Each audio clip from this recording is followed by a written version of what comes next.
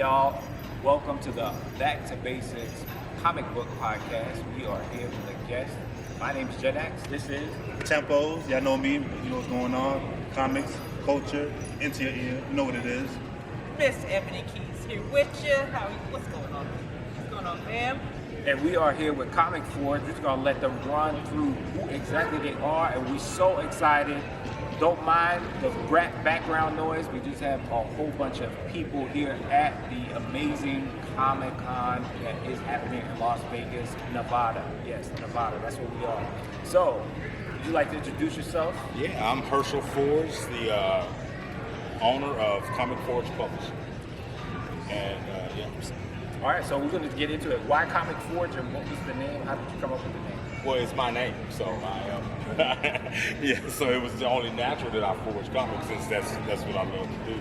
Since I was young, I've collected comic books, and then eventually, as I got older, opened up a couple of stores in Texas, and then the stores closed down because of COVID.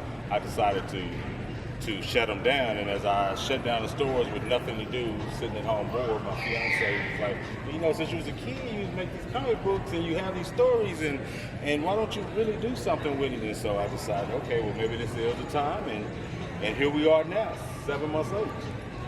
7 months. 7 months, yeah. In 7 months, we've been able to push out one book per month. It's not an easy process, so we hire a lot of artists. 90% of our artists are minorities. One of the things also that I'm strongly about is promoting minorities that wouldn't necessarily get an opportunity to be in the spotlight, to get some shine, for somebody to see their artwork. And hopefully eventually I'll be a big enough voice in the industry to actually promote them and push them the way they need to be pushed. Awesome. Nice. Love to hear that. Right. So talk to us a little about your books. Each of them different. So they are, and try to stay different, diverse, but also with the fantasy and the sci-fi combined, real life,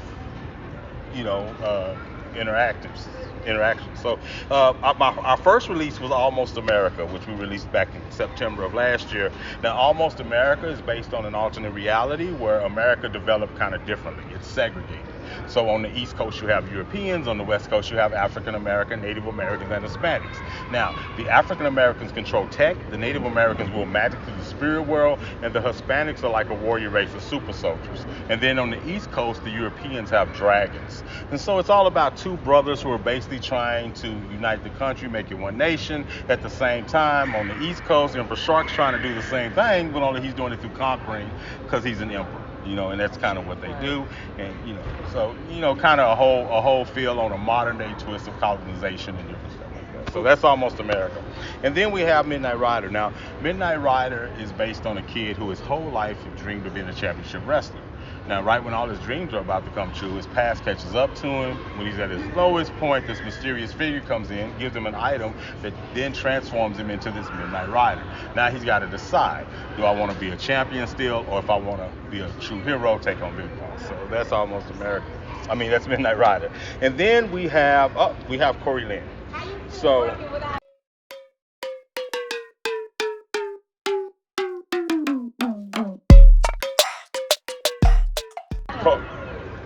Corey Lynn is based 49 years in the future, okay? So, but in 2022, there's a global event, and that event destroys all technology, as well as it kind of changing anything with DNA in some kind of way.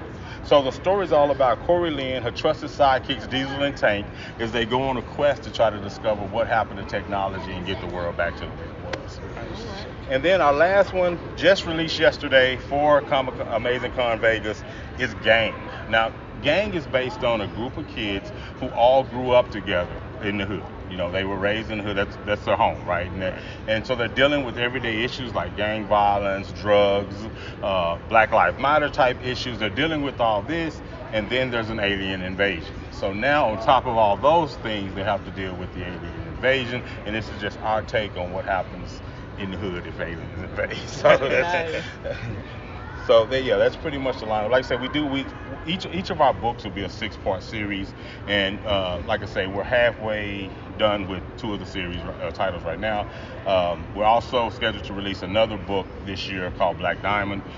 She'll be released, which is it's a black female superhero. So so and that's scheduled for this year. But like I said, we release a book every month with each title series running for 6 issues. All right.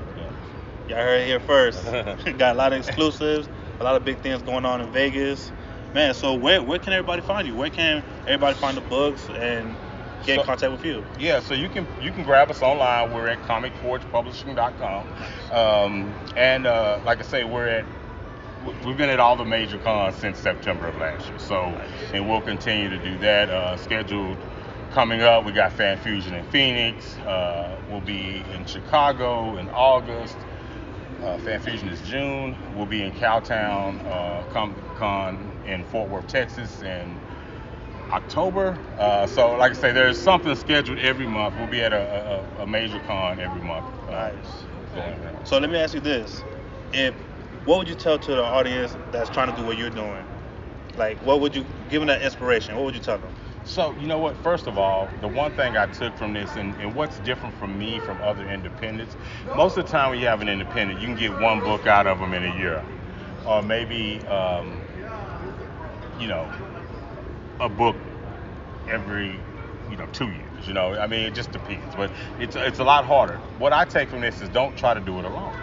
Get with people you don't even have to hire people. You can just get with people friend up, and say, hey, you do this, I do this, and then that way you can actually be able to create things on a timely manner, because that's the difference with the big boys, right? The big boys are consistent. They come out with something every week, right. and you're constantly, getting new material and good material, And everybody has a specialty. Everybody can't do it all. Everybody can't draw phenomenal. Everybody can't write phenomenal. Everybody has a gift. So my biggest suggestion to anybody trying to start out is don't do it alone. You know what I'm saying? Nice. Family, friends, whoever that could help out. And they don't have to, like when we started Almost America, I had a buddy in Egypt, and I've been knowing him for years, and he's a painter.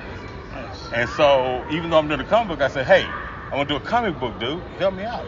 Say, let's do this. And actually, it'll bring a unique style because you're a painter, so it'll look different, And so that's how I got started. And from there, met with different art, and then I met different people, started doing shows and cons, and every time I said, oh, you're great art. Like, hey, let's work together. And that's how I do. Just don't try to do it alone. Nice. Because Marvel's not doing it alone. They got thousands of employees. You know what I'm saying? So that's awesome. All right. Well, I think as far as your books are concerned, we are looking forward, especially that game since it came out just recently. Any other plans for once you're finished with your 6-part series? Are there any other books that you're interested in? Well, so we've already. It's funny. I've already started writing the next chapter of Almost America, which will be Almost America San Francisco, and it's going to It's basically going to be an evolution of San Francisco if the Chinese, as they migrated to America, had a totally controlled and settled America there, because remember, the Europeans had to stay on the East Coast. So it's going to be, so that's the next one that we'll be doing for that. And like I said, we have a couple other books. We have a book made for kids called Boogie Land that'll be coming out too for next year. So we got a few books in works. Like I said, as soon as these series get done, we'll push on to the next series. Like I say, it might even be sooner if I bring on writers. So like I say, you can't do it on your own. So now the writing part and creation part is what I've been focused on, but now I might start collabing, get some other writers in, that way we can get more books out. Nice. So, go to 2 or 3 a month, so that's the whole plan eventually. Good thing about Jan S, he's a good writer. Oh, really? Okay. Definitely, we got to talk to you. For sure, yeah. All right, so well, go ahead. So you have a lot of tie-ins? So you're saying the Almost America's gonna have a tie-in? So it's gonna have a 2 tie. It's gonna have it's 2. So I'm already writing on Almost America San Francisco, but there's also gonna be one called Almost America Slave Ship. So it's gonna go back even farther in time. Whereas Almost America is a modern time. This is gonna go back to the original slave ships coming over and how everything changed so that the migration for the Europeans didn't go all the way Oh, to wow. America. So That we're gonna be sounds reading a lot of deep Yeah. stories. Right, Yeah. right. Yeah. That's Okay. So I do have one question. If you could collab with anybody, who would that be? Ooh, alive or dead? Both. Let's do both. Let's do both. That's good. Let's do both. Well, just in case they're watching. ooh, that's a hard one, man. I got so many people. You know what? To be honest with you, if I at any point I could have worked with Milestone, I would have been happy. Milestone. Yeah, I would have been happy. If I could have worked with any of them guys, I would have been happy. Yeah. But of course, if you're talking dead, I mean, I would want to work with Stanley. So I just want to see how his mind works and how he come up with the things he came up with. Right. Because like I say, no matter how we look at it today, everything is being redone just differently, right? Yep. We was talking about the other day how they released Avatar, the new Avatar movie, and nobody really realized it, but Avatar is just Pocahontas told with aliens. Now that you say that. That's all it is. And then there's a Greek book mythology that comes from that. Right. So everything is just being retold in a different way, retold a little bit, and that's what I'm doing with the books. But like I say, somebody had to start it off, right? So where did the inspiration come for Spider-Man? Where did the inspiration come from the Incredible Hulk? Because those are things now that all over the place people kind of absorb things from them, little pieces here, little pieces from that one, little pieces from that one, little pieces from that, to make something new. Right. And then where did that inspiration come from? Man? So like I say, I would love to work with some of those older guys too, just to see, hey, where did you start, where was your imagination come from? Because I guarantee you there was a source point for it. I guarantee you there's some book, there's some movie, there's some story they heard somewhere. Yep. They kind of brought it. And I agree with that, because we wouldn't have Lion King if it wasn't for Hamlet. Right. So, Exactly. I get Yeah. that. It's all retelling of Yep. stories. Yep. It's just how they're being told. Like we tell them different. And that's what I do. Like I say, in America, there's so many different elements going on that I pulled from all kinds of places. And I wanted to, because I want to culturally include everybody, be inclusive. Right. And so to do that, like we just start pulling from different cultures and then playing on their strengths. So I noticed, I don't know if you noticed when I told about all of this, but I didn't tell any weaknesses of anybody. Everything that I told was a strength. Even if you look at the Europeans as being bad, which I personally don't, but if you look at them as being bad, it still just talks about their strengths. Let's talk about everybody's strength, because everybody, no matter who you are, you think you're right. You think you're right. So, and that doesn't make anybody wrong. It just Right. makes differences, and how you handle those differences depend on, where the story's going to go. Damn. Awesome, man. Well, Cool. Well, that is part of why we're here. We wanted to really connect with some amazing folks, independents. So please come through. If you're here, if you're not, just watch our shows. We'll be on YouTube. Back to Basics, a comic book podcast. That's who we are. And come through on YouTube. I'm Gen X. Tempo. Miss Ebony Keys. And we're here with Comic Forge. Hershel Forge, yep. Hershel Forge, thank you so much. Thanks, man. And look forward to more interviews as we get into the whole con thing. So thank y'all. Peace.